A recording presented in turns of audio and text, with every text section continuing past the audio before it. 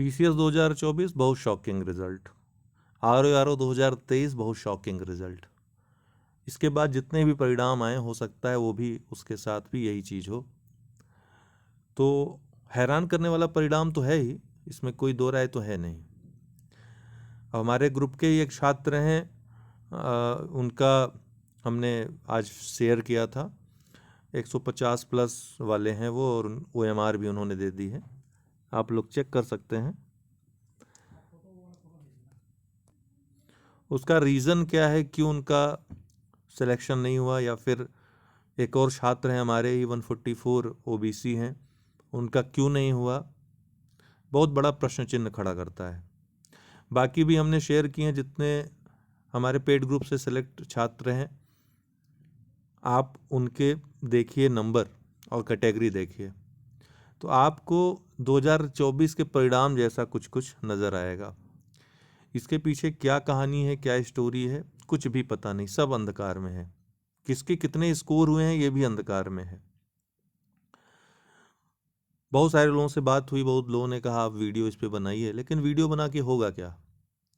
आप लोग आज सुनोगे, कल को पीसीएस, अवश्य पीसीएस का एग्ज़ाम नज़दीक आ गया है, प्रीलिम्स में तो लगना ही है, ना हम खाली हैं ना आप खाली हैं, तो आगे इसी तरीके से अन्य परीक्षाएं भी आती रहेंगी।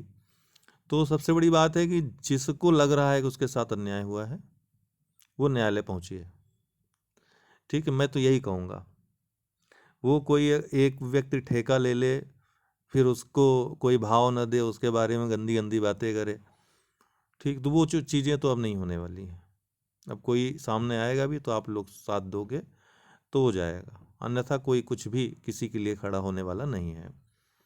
ठीक, तो ये आपकी जिम्मेदारी है। अगर आपको लगता है कि आपके साथ अन्याय हो रहा है तो आपको खड़ा होना पड़ेगा।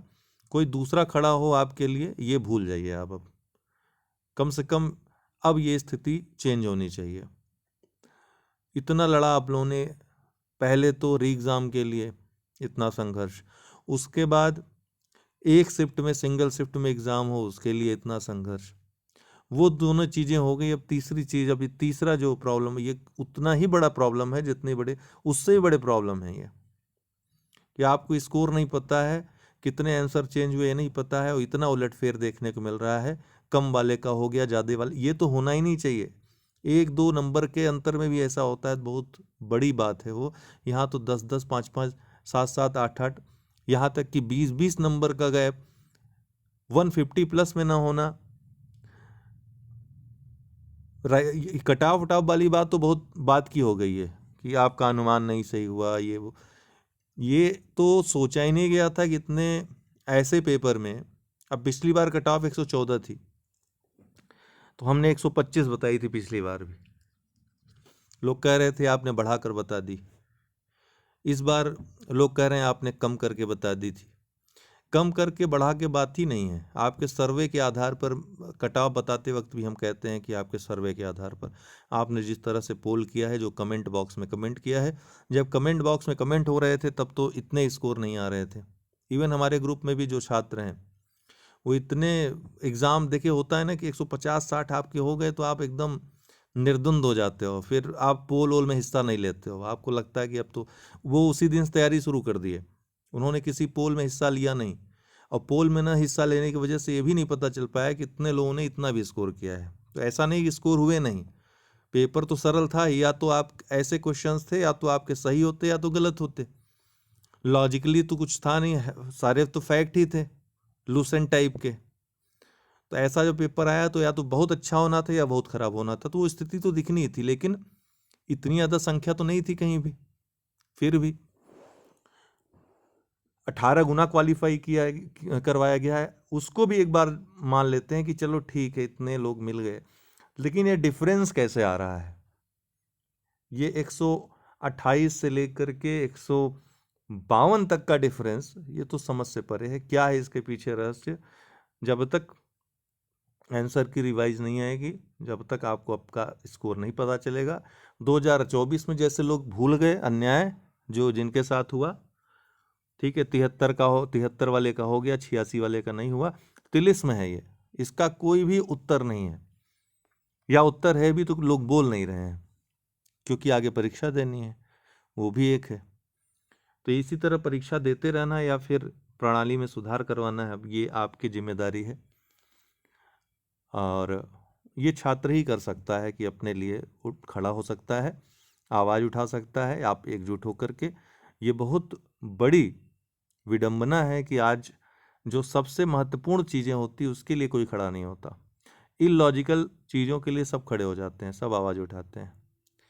ठीक, जो संस्था आपके खिलाफ ये सब कर रही है, जो गलत कर रही है, जो चीज़ें छिपा रही है, जो पता नहीं चलने दे रही कि आप कितने पे सेलेक्ट हो रहे हैं, कितने पे नहीं हो रहे हैं, उसको तो आप कुछ नहीं बोल पाते हो। लेकिन जो आपको अनुमान बताता है, कट ऑफ का अनुमान बता दिया या फिर आपको कोई सुझाव दे दिया, वो सुझाव पे आपको जरा भी इधर उधर आपको अनुमान दिखा, सही है तो कोई बात नहीं, वाह वाह है। अगर थोड़ा वो गलत दिखा तो फिर वही विलन हो जाता है आपके लिए। जैसा कि हम सभी को देख रहे हैं, सारे टीचर्स ने आपके भले के लिए बताया था, ठीक है, लेकिन आप उसको अपने तरीके से ले रहे हो। अगर ऐसा होता तो हम लोग पिछली बार भी 2021 वाले में भी 125 क्यों बताते, 114 गई थी तो 108 105 बताना था हम लोगों को। तो ऐसा नहीं होता, ये आपके दिमाग की उपज है। कुछ लोगों के, ज़्यादातर लोग समझते हैं जो परिपक्व हो चुके हैं। नए लोगों को लगता है कि नहीं, अनुमान बता दिया तो इतना ही होना चाहिए, जबकि हमने बताया था कि आप लोग ये इतनी जानी चाहिए, मतलब इतनी जाएगी, ऐसा अनुमान है। ऐसा नहीं कहा मतलब यही जा रही है, ये जो कह रहा है उसकी जवाबदेहिता जरूर बनती है। लेकिन जो पोल के आधार पे, जो आधार पहले ही आपको बता रहा है, आप ही के पोल के आधार पे, आप ही के फीडबैक के आधार पे, अच्छे अच्छे पीसीएस मेंस देने वाले 118-20 पे झूल रहे थे। अब बताइए क्या आधार लिया जाए। तो बहुत ज़्यादा अनिश्चितता हो चुकी है। कट ऑफ को आप अब तो पीछे ही छोड़ दीजिए, बहुत बड़ी बड़ी चीज़ें यहाँ पर हो रही हैं। अब क्या चीज़ें हो रही हैं वही नहीं समझ में आ रहा है। इसमें तो पूरा शोध करना पड़ेगा, एक एक छात्र का ओएमआर देखना पड़ेगा और फिर ओएमआर को चैलेंज करना पड़ेगा कि हमारे तो इतने थे, हमारा सिलेक्शन क्यों नहीं हुआ, कम वाले का सिलेक्शन क्यों हुआ। कम वाले जिनका हुआ है वो तो दिखाएंगे नहीं, जबकि उनको आना चाहिए सामने। कम ज़्यादा वाले जब एक साथ पहुँचेंगे और तब ओएमआर मिलान होगी, तब ये चीज़ और ज़्यादा प्रबल तरीके से रखी जा सकेगी। हालांकि ये भी विडंबना है कि अभी तक पीसीएस 2024 केस पे डेट तक नहीं मिली है। शायद उसका कारण ये है कि आप लोगों ने पूरी शक्ति के साथ साथ नहीं दिया।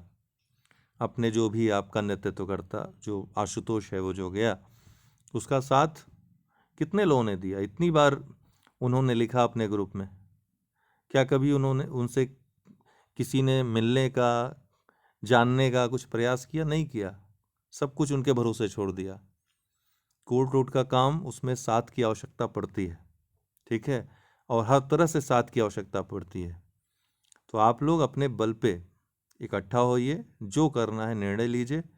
कम से कम ये प्रथा जो एकदम अंधेरे में, आप साल दर साल 3 साल से 4 साल से मेहनत कर रहे हो एक परीक्षा के लिए और अंत में आपको ये पता चलता ही नहीं है कि आपका सिलेक्शन क्यों नहीं हुआ उसमें। ठीक, अगर ये बता दें तो बुरा क्या है उसमें कि आपका स्कोर अगर बता दे रहे हैं, क्या ऐसा कारण है कि स्कोर नहीं पता चल रहा है आपको और आप फेल होते चले जा रहे हो हर परीक्षा में? हल क्या है इसका? इसका हल यही है कि आप दो मोर्चे पे, न्यायालय के मोर्चे पे और आयोग से भी रिक्वेस्ट करें भाई कि हमको बता दो। ठीक है, आपके परिणाम को हम स्वीकार करते हैं, जैसा भी है आप बताइए हम फेल क्यों हुए, कारण बताइए हमको। ये तो जानने का अधिकार है आपका।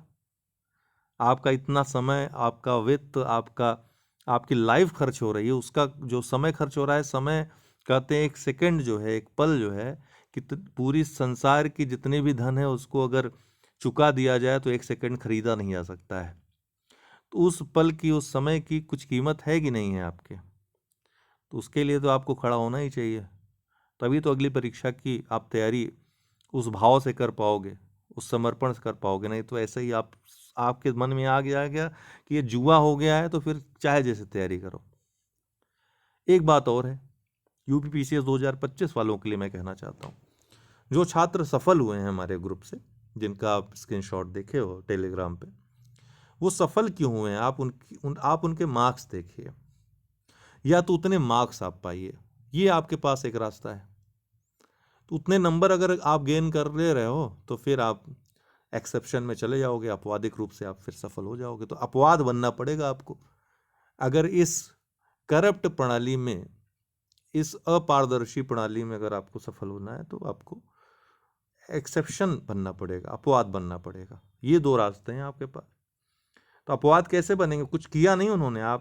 मैंने उनसे कहा कि आप स्ट्रेटजी शेयर करिए। स्ट्रेटजी में उन्होंने यही लिखा कि जो कुछ दिया गया ग्रुप में बस उसी को पढ़ा, और यही मैं पहले दिन से कहता हूँ। इसलिए कहता, ऐसा नहीं कि और कहीं वो चीज़ है नहीं और कहीं मटेरियल है नहीं, ऐसा इसलिए क्योंकि आप भटके ना, आप केंद्रित होकर पढ़ाई कर सकें।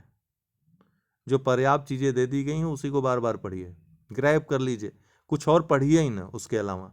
देखिए आपके वो प्रश्न गलत ही नहीं होंगे और वहीं से आपका सिलेक्शन हो जाएगा। थोड़ा बहुत तो दिमाग का भी प्रयोग करेंगे, उससे भी आंसर सही होते हैं ना आपके। 100+ हो जाएगा तो 30-32 मारेंगे तो 10-15 उसमें भी सही हो जाएंगे आपके। ये एकदम लॉजिकल, बहुत प्रैक्टिकल बात मैं कर रहा हूँ आपसे। तो वो प्रयास करिए आप। 100% का प्रयास करेंगे तो यही होगा, लड़खड़ाएंगे। तो आगे के लिए 2025 वाले भी समझ जाएं, जो समय है उसका सदुपयोग करें। जो टारगेटेड मटेरियल दिए गए हैं उस पर पूरी तरह फोकस करें। जो आपने मटेरियल अपने पास अभी तक पढ़ा है, जो आपको लगता है आपके अनुभव के अनुसार, या फिर आपके जो सीनियर हैं, या फिर किसी के अनुभव के अनुसार, या कहीं भी आप किसी कोचिंग में पढ़ रहे हैं या हमारी कोचिंग में पढ़ रहे हैं, आपको लगता है कि हाँ, आपको विश्वास करना पड़ेगा कि हाँ यही, इसी से सफलता मिलेगी, उतना आप तैयार कर लो। आप देखिए कितना बढ़िया आपकी मेरिट रहती है।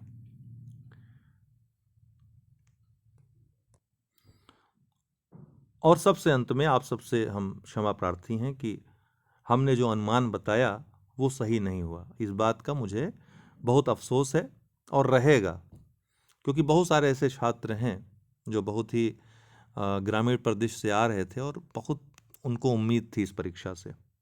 हमने किसी न किसी कारणवश, अनजाने में ही सही, उनका दिल दुखाया है, हमारी वजह से भी दुखा है। इसलिए आप सभी से क्षमा प्रार्थी हैं। लेकिन आप लोगों को यहीं पे रुकना नहीं है।